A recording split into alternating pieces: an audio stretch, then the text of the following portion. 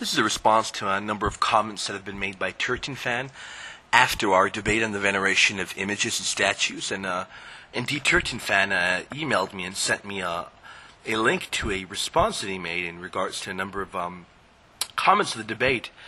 And I felt compelled to respond to him, and I promised I would provide a response to him.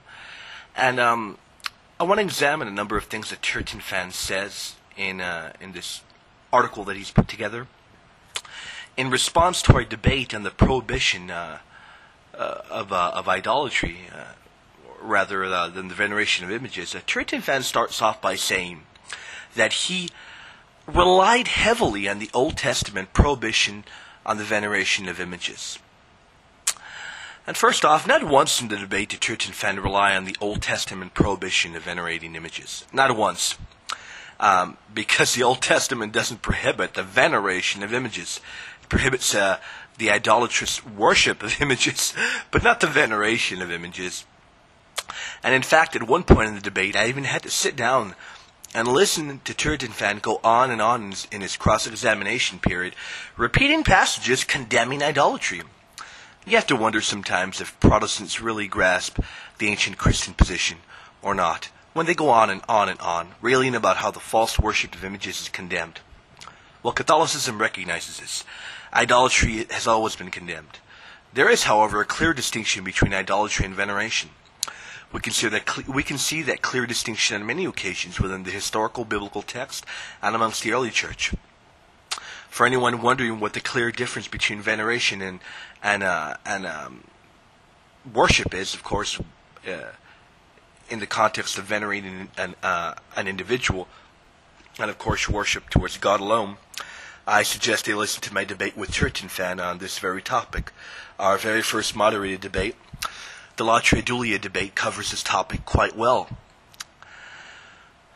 And Turretinfan goes on in this article by saying, but when challenged in reference to me to produce such evidence, there was no evidence of any of the church fathers actually talking about religious veneration of images. Instead, they simply made the distinction between having images and venerating them.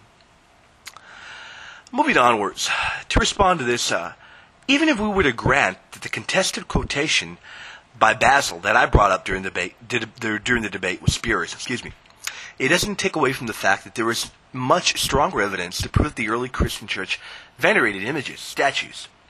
The Deir Europos church is a clear-cut example of this. A Christian church from the mid-200s, earlier than the mid-200s. It isn't any wonder why Turretinfan has to draw back in the assertion that this church was not typical of early Christianity. Well, who is Turretinfan to make such an assertion? Who is he to be claiming that the Christians that worshipped here were not Orthodox? There aren't any scholars that I am aware of that make a claim that unorthodox Christians must have worshipped here, in this church. The facts of the situation are clear. The church of Deir Europos was an example of an early Christian church, a church filled with images everywhere. But Deir Europos is not the only example. Early Christianity, which was Catholic, knew the clear distinction between veneration and worship. Turretinfan still has trouble understanding the difference. Hence, he continues in his article by saying, I relied heavily on the Old Testament prohibition on the veneration of images. But this is clearly not true. Turretinfan relied solely upon the condemnation of idolatry in his usage of biblical passages. In fact, during my opening statement, I showed that not a single early father interpreted the key verses used by Turretinfan in the same manner as he interpreted them. Why is this?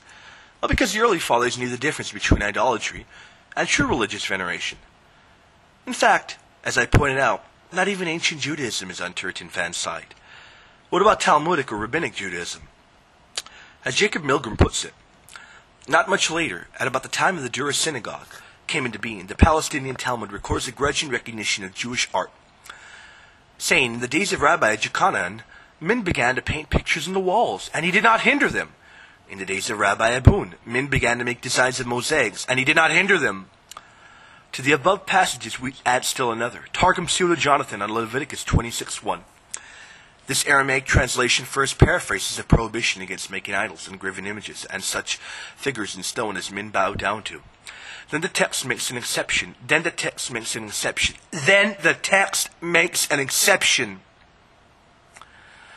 But a stone column carved with images and likenesses you may make upon the premises of your sanctuaries, but not to worship them. At last, we hear the correct application of the second commandment. So why is Turretinfan unable to make a distinction between veneration and worship? The ancient Jews surely would have been confused at Turretinfan's eisegesis of their texts. Turretinfan's main objection to a quotation that I used from Basil is that it is a contested quotation. He then argues that I relied on a secondary source. Well, it sure was a secondary source, just as everything else Turretinfan relies on in scholarly works in the biblical or patristic texts. They're secondary sources. I don't know if he thinks that secondary source is a term that's going to, denigrate a work that an individual relies upon. I find it rather silly. But moving forward. Furthermore, Turretinfan even quotes footnotes found within the Nicene and Post-Nicene volume series in the Church Fathers. He points out that the editors note that this letter may be spurious because, in various points, we see the editors doubting that Basil would use certain Greek terms, certain Greek phraseology. The editor at one point says he cannot remember a certain expression being used by Basil. But it is interesting on a number of cases, because another note states that the usage of theotokos, was another indication that this letter was spurious, because this word was after Basil's time, we're told. Well, this is a completely false assertion. The editors are incorrect. We know that various early fathers, early Christians, used this term in describing Mary as the mother of God, the God-bearer, the mother of our God and Savior, Jesus the Christ. In fact, this term was used close to 2 centuries before Basil's time. The ancient Christian prayer, dated by expert papyrologists to the mid-200s, reads, Theotoke, if you want to pronounce it in that form. Furthermore, the location that I got this quotation from was not the secondary source that Turretinfan seems to be placing a link to on his blog. In fact, the History of the Christian Church, Volume 3, says that it is Basil the Great that says this. And this is where I got this from.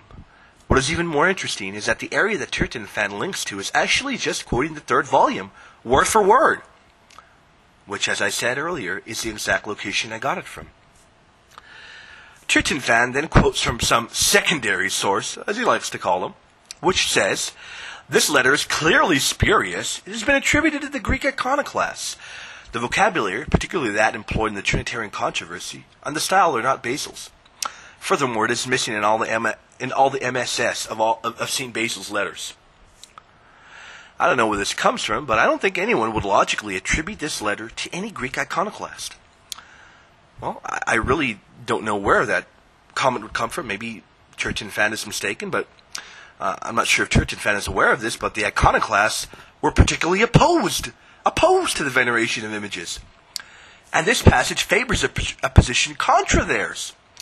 Furthermore, it's confusing that we read that this letter is missing in all of Basil's MSS, when MSS of Basil's have been discovered at such later dates than many were previously found that were attributed to him. Again, there's no way that this letter would have come from a Greek iconoclast. That is absurdity at its best. But let us just erase this quotation of Basil from our minds. Let's take it for granted that the editors are right, even though they're clearly wrong in regards to certain statements. And let's just assume that this was not said by Basil. Does it mean that Basil was opposed to the proper veneration of images? Absolutely not. Because in the work of Basil's that is not contested, and was actually used by the early church numerous times, Basil tells us, in De Spiritu Sancto, he says, For we do not count by way of addition, gradually making increase from unity to multitude. And saying 1, 2, and 3, nor yet first, second, and third. For I, God, am the first and am the last. And hitherto we have never even at the present time heard of a second God, worshipping as we do, God of God. We both confess the distinction of the persons, and at the same time abide by the monarchy. We do not fritter away the theology in a divided plurality, because one form, so to say, united in the invariableness of the Godhead, is beheld in God the Father and in God the only begotten. For the Son is in the Father, and the Father in the Son, since such is the latter, such is the former, and such is the former, such is the latter. such as is the former, such as the latter. And herein is a unity, so that according to the distinction of persons, both are one and one, and according to the community of nature, one. How then, if one and one, are there not two gods? Because we speak of a king, and of the king's image, and not of two kings. The majesty is not cloven in two, nor the glory divided. The sovereignty and authority over us is one. And so the doxology ascribed by us is not plural but one. Because the honor paid to the image passes on to the prototype. Because the honor paid to the image passes on to the prototype. Because the honor paid to the image passes on to the prototype. Now, in the one case the image is by reason of imitation, then in the other case the son is by nature. As in works of art, the likeness is dependent on the form. So in the case or the divine and uncompounded nature, the union consists in the communion of the Godhead. Here the usage of the Greek word icon is shown to us in a proper Christian usage. When I say Christian, I certainly mean ancient Christian usage. Christianity has always been able to distinguish between proper religious veneration and idolatry. Basil is indeed correct when he echoes the very sentiments of Christian theology. The honor paid to the image passes on to the prototype. Any honor that we give to an image passes on to the prototype. It's Catholic theology. In the 300s, that's Catholic theology. Turretinfan also points out that I, quote-unquote, made an allegation about the Vienna Genesis manuscript, which is a very luxurious high-end manuscript copy of Genesis. He claimed it was dated from the 300s. I want to thank Turretinfan for pointing out this glaring mistake in my behalf.